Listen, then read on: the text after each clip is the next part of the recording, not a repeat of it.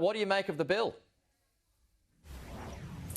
Well, it's a hell of a lot of money, and I think most of it is going to, or a big chunk of it anyway, is going to pretty profligate blue states, as they call them. New York, for instance, with Democrat governor and a Democrat mayor that's basically run the city and the state into the ground and is in huge debt and didn't manage the pandemic at all well, is now to be rewarded.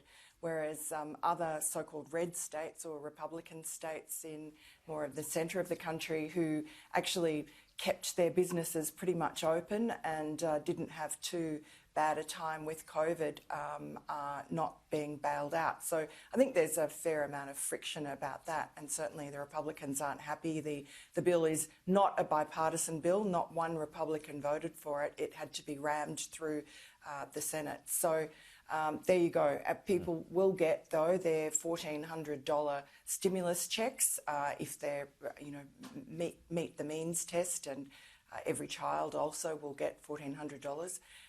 So it's a lot of money, and there are a lot of economists are saying that it's kind of a problem because there's been a lot of stimulus in the past year, and the economy is starting to come back because people are now being vaccinated and herd immunity is on the horizon, and spring is here, and restaurants in New York are opening up again, and there's just a feeling that we are going to, all this pent-up demand is going to come rushing back into the market. People have money, they've saved money, and they're going to want to spend it. So combined with the stimulus, there is a concern among economists that will lead to inflation. Yeah, well, I mean, it's been a record day, though, so far, though, on the Dow Jones, which I think is going to have a pretty good day here locally on our share markets as well, but still on.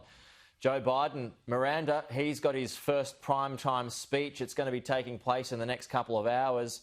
Interestingly, though, this comes before he's even done a single press conference. He's been in the job now for 50-odd days, which I think is double the amount of time that the previous two presidents spent before they did their first press conference.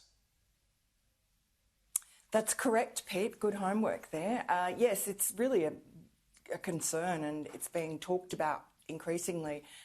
Why is he hiding from the media? And, particularly at the moment when there's this crisis on the southern border with Australians would be very familiar with after Joe Biden basically signed all those executive orders on day one, dismantling the Trump-era border protections.